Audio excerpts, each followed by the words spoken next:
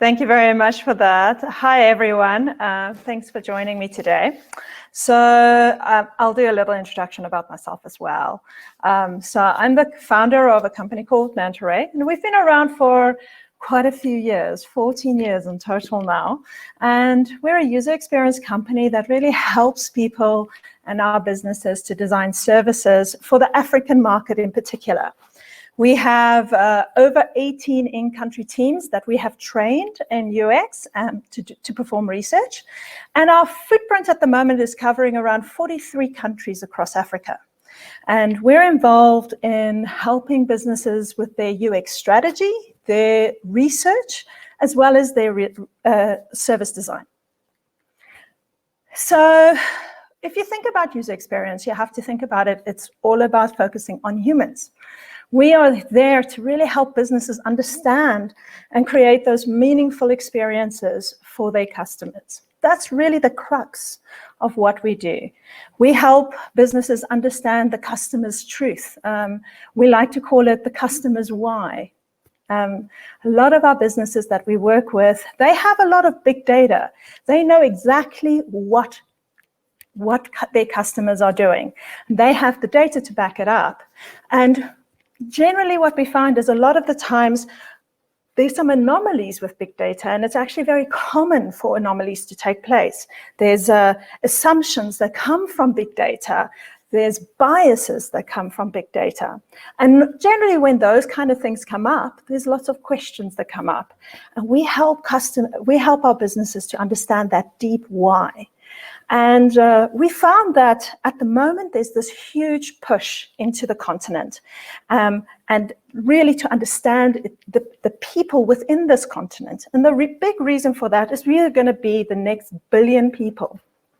And when I say the next billion, I mean we are going to be the next market for a lot of these businesses. And without those local insights, businesses understand that there's a chance they're going to get it wrong. And if they get it wrong, that probability of failure goes up, and it's very expensive to get customers back once you've failed.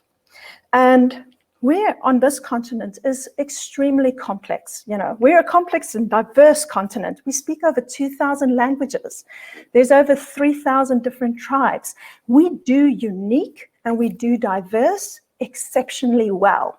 And at the moment, those are kind of the two things that you really need within this new exponential tech kind of environment. We need diversity and we need to actually do unique well. So since the lockdown, my team has been very, very busy. We've been working very hard. We've been kind of doing country hopping. We've done research in 8 countries over the last 12 weeks. We've spent time training the teams in how to use tech. We've had to teach moderators how to toggle their phones and we had to ensure that there's technology so that we could actually stream insights to our clients that are sitting all over the globe. And the big reason for that is that product design is not stopping. In fact, there's an urgency to understand the impact of Corona on the continent. And there's almost a fast track that's happening because we understand that Africa kind of behaves a little differently. Our behavioral change tends to happen quite quick. And we tend to do things a little bit differently as well. And we tend to adopt future behavioral things in a very different way. So today I'm going to chat a little bit about Africa. I'm going to chat about why it's important. I'm going to chat about why the continent is so important for so many of our clients and give you a little bit of insights to hopefully for you to walk away with feeling a little inspired about how you should be designing for the future of Africa. So let's start at the beginning. Why are we going to be the next billion? Well, if you think about it in another way, 42% of the world's population is under the age of 25. If you focus on Africa, 60% of Africans are under the age of 25. Our median age is 18. And that's an important number to kind of keep in mind. If you take that into a consideration of what is a life stage, what does a normal 18-year-old think about? What are the things that is important to them? It is different to someone that's, for example, 47. Now, the median age of Japan, for example, is 47. So if you think about it in that way, Japan as a culture, their entire country is thinking about settling. It's about saving for their old age. When you think about a continent like Africa, where the median age is 18, the life stage is very different. Because what is an 18-year-old thinking about? They're thinking about, what am I going to study? They're thinking about starting to work, joining a workforce. They're thinking about falling in love, and maybe even having children. So our life stage is significantly different to the rest of the world. And we're thinking about things in a very different way. And I think it's a very positive thing. We're very lucky because we're such a young continent. When we think about it in terms of Corona, we have a very young population, So the impact will not be as heavily felt as other countries, but it will still be felt. So don't get me wrong. But there's something else that also kind of comes in. By 15 years' time, we are going to be the largest workforce in the world. And if you think about it in that way, if you think about what are these people going to do? We are going to be fit and healthy and wanting to work. But there's lots of articles floating around saying that 85% of all jobs will disappear through exponential tech. It's a very common thing and everyone has read it. And I think a lot of youth is thinking, what must I study? Because whatever I study, it's not going to exist in a couple of years' time. And I kind of like the idea of exponential tech taking certain jobs away, because we as humans, we're not very good at doing repetitive jobs. I call it the stupid jobs. We're not very good at doing toxic jobs. No one needs to do jobs that would kill them, and dangerous jobs. And there is a big kind of movement that exponential tech is going to remove those kind of jobs. And I think that's a good thing. In fact, I'll go as far as to say the following. With COVID, all of that has been accelerated across Africa. Most Africans are experiencing what we found a new term for it actually the other day in the DRC. They call it the Corona ghost. That is when people are not seeing the sickness. They're not seeing sick people around them. But what they are seeing is they are seeing the economic, or they're feeling the economic impact of the corona. And they call it the Corona ghost, because people are not sick around them, but they are really feeling the impact of it. And so with that being said, what we are seeing is that majority of people in Africa are losing their jobs at the moment. And we're in month 3.5 of the lockdown, and it's a very difficult space to be in, because we've been kind of holding on to temporary, going, oh, please, please, please, let it be over, let it be over. And now we're in, okay, it's not over, and this is our new reality that we kind of have to live with. I feel that there is an opportunity there too. If we think about the economy, we are in a very interesting space where we can almost rewrite a lot of the kind of considerations that we would want to give and that Africa can potentially benefit from. Things like the collective economy. We can harness our sense of collectivism and our sense of community, and we can support each other through this and create another economy, which is actually quite exciting. Society, as we know it, we like predictability. We don't like change. And I think Corona has kind of taught all of us how much we dislike change. As I said, we all kind of held on and saying, please let it be over, please let it be over, because we really, really don't like change. The moment things change, our negative bias kicks in and we become extremely negative about things. And I think most of you probably have felt it. In the first few months, we all kind of cried and felt a little bit unsettled and emotional, But this is where Africa is quite interesting, because yes, that was a very temporary kind of reaction to an immensely big global event. But then things we kind of reacted a little bit differently. And I think that's the thing that makes us as a continent so immensely unique. And that is that the only constant in Africa is really change. We're really, really good at it. While the rest of the world is trying to desperately go back, we kind of have pivoted and we're embracing the change. We're kind of going into the next kind of evolution of this thing. And we're kind of seeing that, you know. The other day, I saw some photographs of the street where I lived in Paris, and there were people sitting on the terraces without their masks on, as if nothing had happened, you know. And I think that's the thing. In Europe, everyone's so desperate to go back to what it was like before. And here, I don't think that's necessarily the case. I think we kind of, firstly, we didn't adopt all of those things, but we're kind of moving on a different kind of path. So while the world is desperately trying to go back, I think Africans tend to go kind of forward. And there's a few reasons why I say that. Yes, we have lost our bread and butter jobs, you know, but in Africa, most of the people we've spoken to have got 2 or 3 side hustles. And they are constantly adapting new skills and learning new things. That's just what they do. They've never really kind of accepted that they're going to have this one job for life, you know, and they're not necessarily waiting on the government for those solutions either. A friend over the weekend said something which kind of interested me in a way. He turned around and he said, the side hustle is capitalism without the capital. And it kind of made me smile a little bit, because I think we're entering an age of the side hustle, where before people always had a side hustle, but now it's going to be the age of that side hustle. Everyone is going to need that. Everyone's going to have a side hustle. And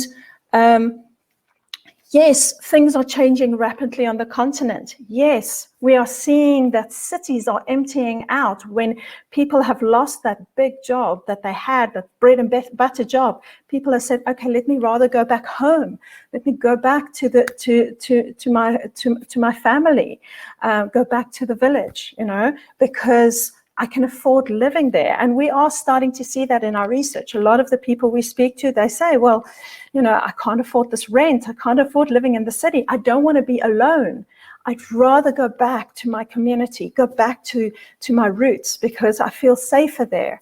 And I think we're in this very unique kind of opportunity within that statement that I've just said. Just like in 2007, when we leapfrogged over computer and became what I call the mobile first, but also mobile only continent. We are in a unique kind of place where we can actually solve this, where we can solve the idea of people actually doing their work from anywhere, literally from anywhere, with them being able to create community-orientated businesses and creating that collective economy that I keep on talking about. We need to do this. We need to kind of do the leapfrog over what I call infrastructure deficiencies and really use exponential tech to kind of take us there. And I think there's a unique opportunity there. We as UXers, that's our job.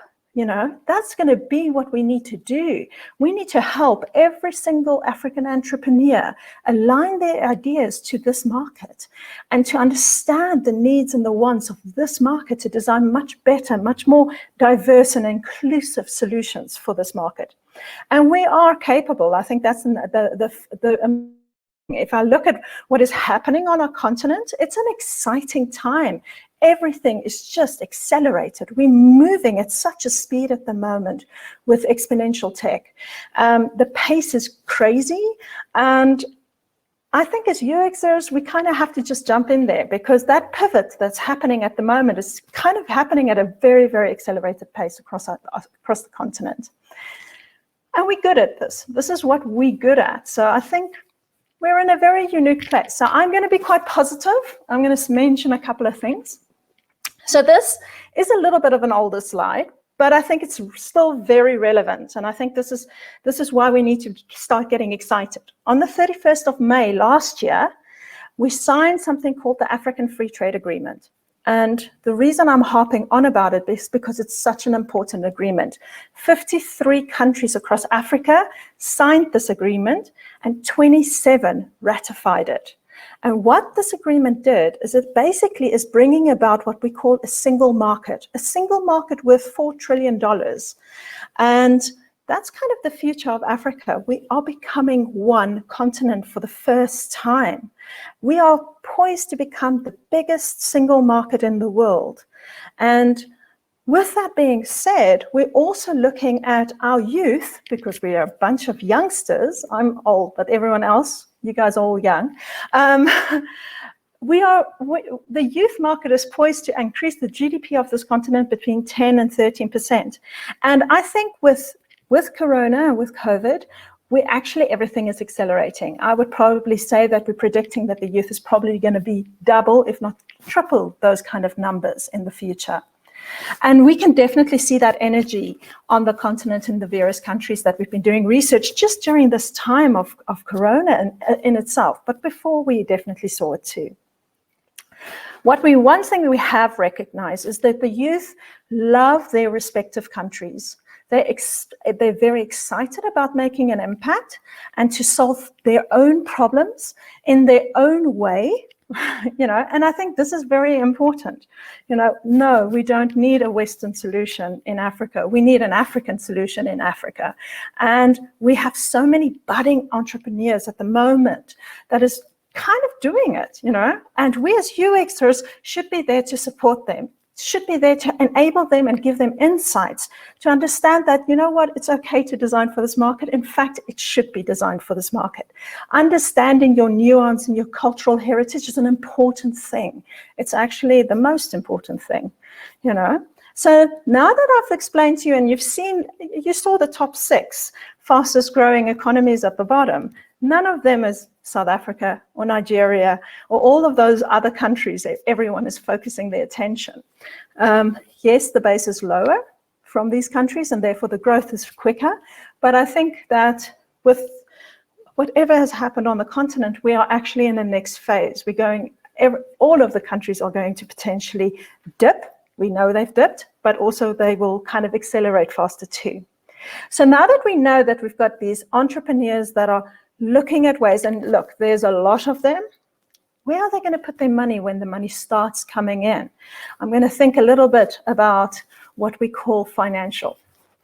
I don't know how many of you have heard of the term unbanked. So 80% of the population of Africa is unbanked.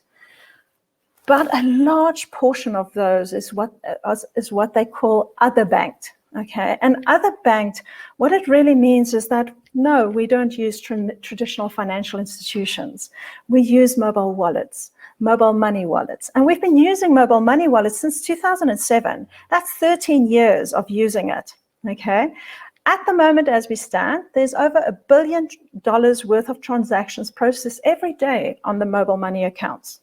A majority of those are actually happening, those transactions really, are happening across Africa, and it is set to only increase.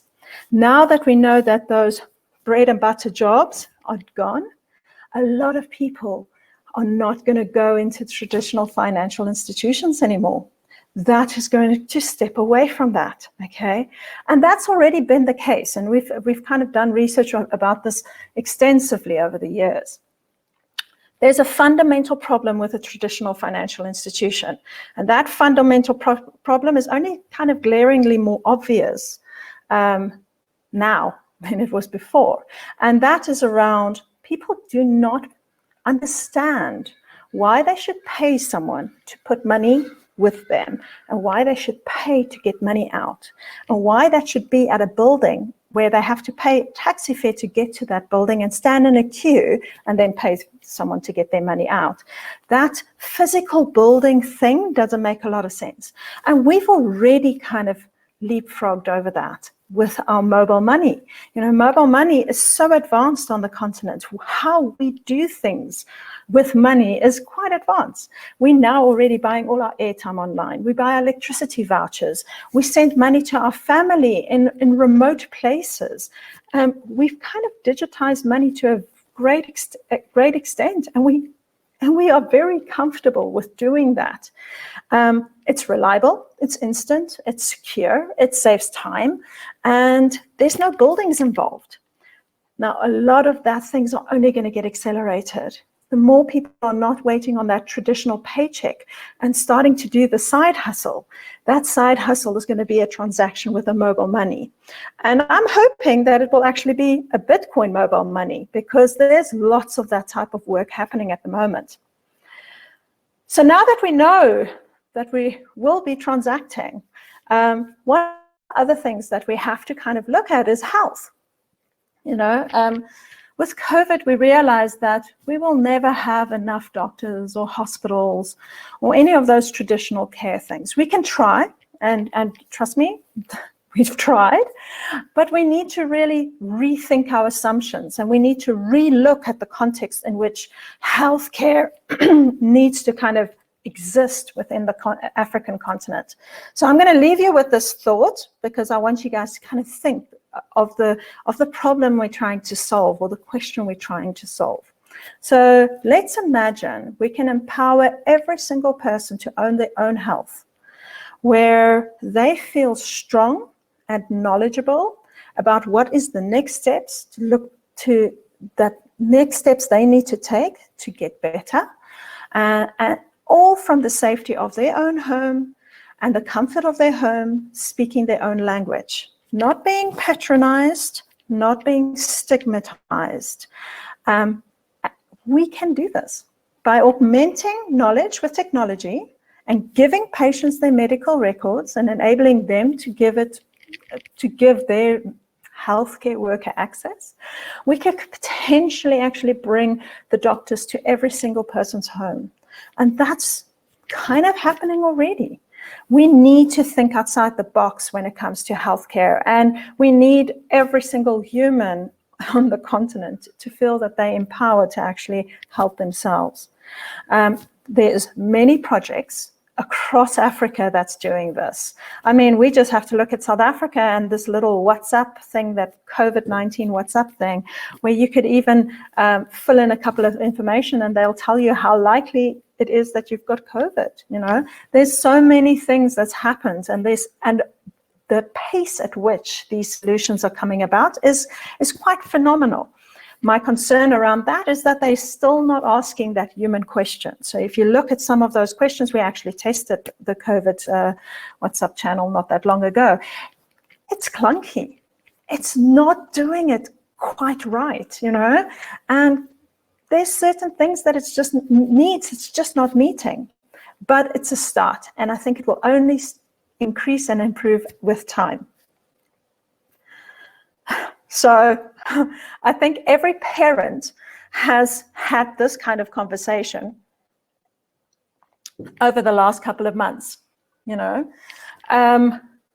There's this question being asked, why are we spending years learning unpractical things when we need to learn how to learn? And we need to learn how to quickly acquire skills for this very much changing environment, you know. And we're kind of starting to see quite a lot of things here. I'm going to tell one research project we did recently was in Zambia. We were doing, just before the lockdown, we were doing a project where we wanted to understand how people were consuming content who were given access to the internet in the last 6 months. So before that, they never used the internet, and then they were starting to now consume the internet, or they've been given access. And this was a very remote part of Zambia. The most amazing thing happened. We met this one gentleman who's a farmer, and he was explaining to us all the things that he has been doing over the last 6 months. He's been very, very busy. And he showed us YouTube videos about how to build solar panels. And he explained that he has got all the components. He rewatched these YouTube videos, looking at every single component needed. He was waiting on his ground nut production to be ready, because that would enable him to buy the last component to build a solar farm for his farm and for his home. And it was just fascinating to see, because this is a man that by all means would not be seen as literate, but he was literate and he was learning, and he was this engineering genius who actually managed to kind of adopt the internet and is using it as a tool to kind of get himself and his family and better themselves. And that's really where we're kind of at. I think within the education space, everything is fast tracking. And I think, yes, we do need schoolrooms because the parents need to stay sane, but at the same time, it needs to change, because we need to actually educate and learn our kids to be more. And look, there's lots of things happening on the continent in this space. And again, like I said, COVID has just accelerated the pace at which these things are kind of taking place. I can't really leave the continent not speaking about agriculture, because many of the people that we speak to are very happy to live off the land, and they found happiness and pride in producing food for their country. So imagine we can use machine learning algorithms to forecast what to sow on which slope and increase yields up to 70%. We're a big continent. We have a lot of land. And, this technology actually exists, but we need to align it to how people think about it, how farmers think about it. Just like I explained with the Zambian man who was he wanted solar panels so that he could actually have a well, so that and a pump to pull the water from his well to irrigate his plants so that he could actually have better yields. We need solutions that helps that. And there's a lot of those coming around. Companies like Farm Crowdy, Hello Tractor, M Farm, the list is endless. And I think agri-tech is only going to be accelerating over the next time, because we do need to create and we do need to produce food on this continent, especially where we are now, for the next coming years. We need to stay strong and healthy, and we need to eat well, and we can, because we can produce these things. With a little help of tech, we can actually do something that is potentially pretty good. And again, UX comes into play here, because how do you make this livable tool, something that a farmer can pick up when he's working in his fields? We need to do that. We need to be able to make it easy like that. And UXers are that's what we do. I can't really not talk about social, because social is a big portion of who we are. Communities across Africa are using social not just to communicate with their family and friends, they use that too, but it's also a way for a lot of them to receive better services, and it's a way for commerce to occur. The amount of people we speak to that uses WhatsApp to actually get their side hustle going, it's a big portion of who we are. In Kenya, for example, we've seen that it's so prolific now that they're even keeping their government to task with WhatsApp. And we learned in South Africa we can do exactly the same with the COVID apps and those type of things that's coming up.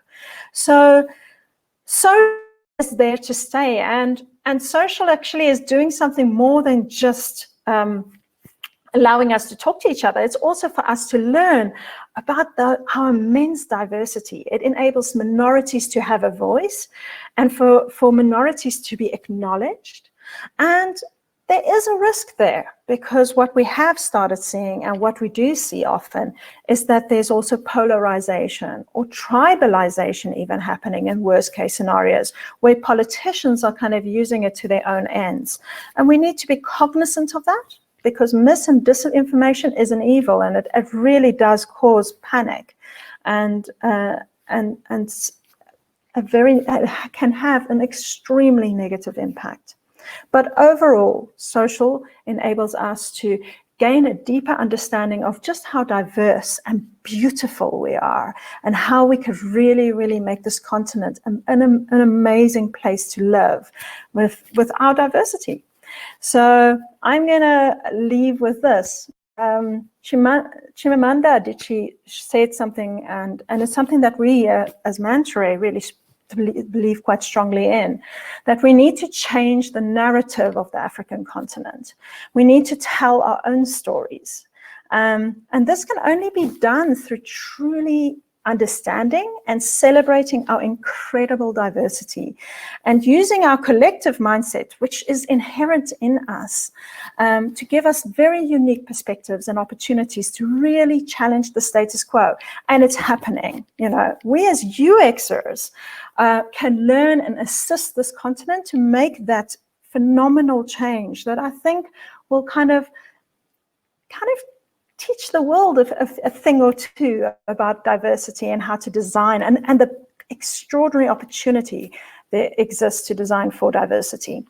So our multilingual, digitally native, mobile-only, online educated, digitally muddied, and socially conscious youth is ready to change Africa. And we as UXers should start becoming ready to actually support them in that quest.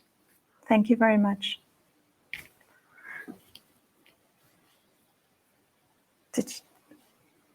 What happened? It's very quiet. Sorry about that. I feel like I did actually honestly speak to a wall. Thank you so much. Thank you so much, Helga. That's amazing. Yeah, the new norm is really speaking to your computer and no one's responding, which is very weird. Yeah, it's like speaking to a green light. It's it's a tough one.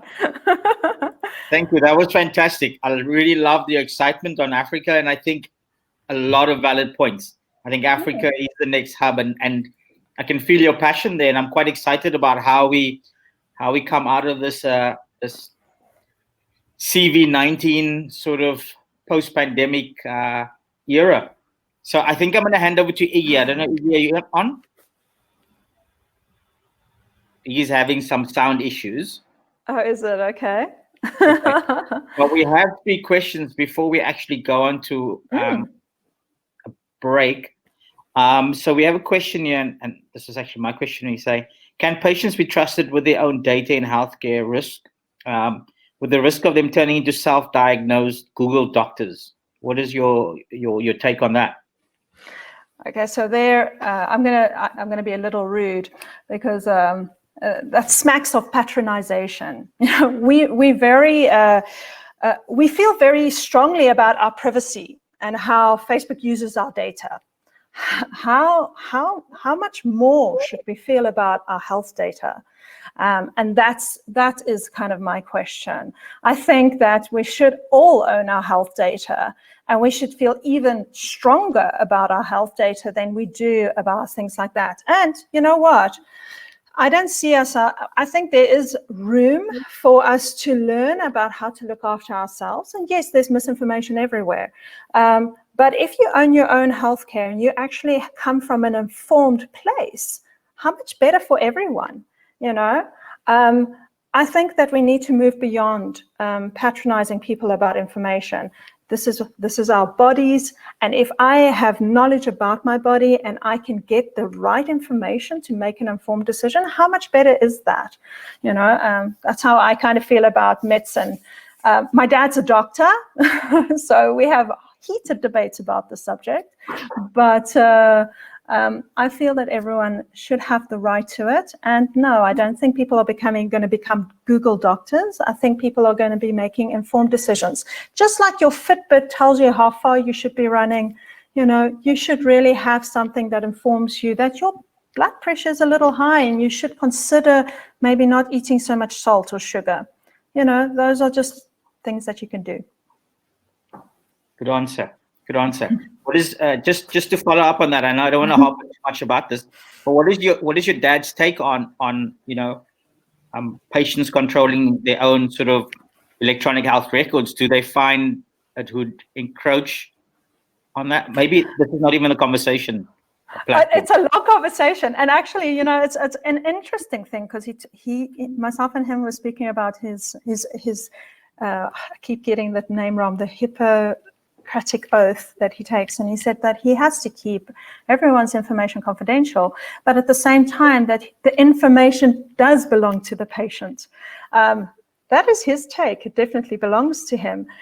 What he also said, which is amazing, is he said that he is now 75, and he said that his knowledge about medicine and helping people has just been accelerated. He feels now that he's got this big library of knowledge. And I was saying to him, if only I can tap into that and help everyone to get that level of knowledge.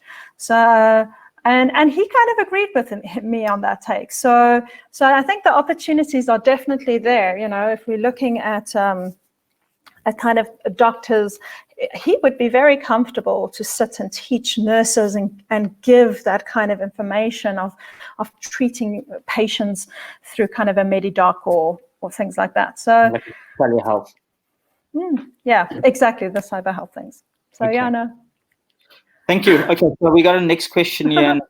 James, all the way down in Durban. What's your advice on making e-commerce work in Africa? It will be different in each country, but there might be an overall view with the same challenges occurring in most. Can you repeat the question? Sorry. What is your advice on making e-commerce work in Africa? It will be different in each country, but there might be an overall view with the same challenges occurring in most. No, absolutely. I mean, yeah. So e-commerce, it's you have to think about context. You have to think about the context in which e-commerce will happen. Unfortunately, what we've done with e-commerce to date is we've adopted very Western approaches to it. And we looked at the supply chain in an extremely Western way. And it's only when we start breaking down all of the supply chain that we can actually potentially solve e-commerce within the context of Africa. It is happening already. It's just happening in a very different kind of way, and we're seeing it with like the Jumias coming through. We're seeing it with some of the Facebook marketplace e-commerce things that's happening. It's quite an exciting kind of field. We're even seeing it with some of the Calibra work that we did, of how people are turning their kind of e-commerce, and it is very different. But yeah, we can't necessarily use all the lessons learned from the West when we apply e-commerce within the African context. Totally. Okay, thank you for that one. And then we have a final question here before we go on to a short break. Which insights have stood out as being particularly surprising, interesting over the years? What insights? Well, it depends. I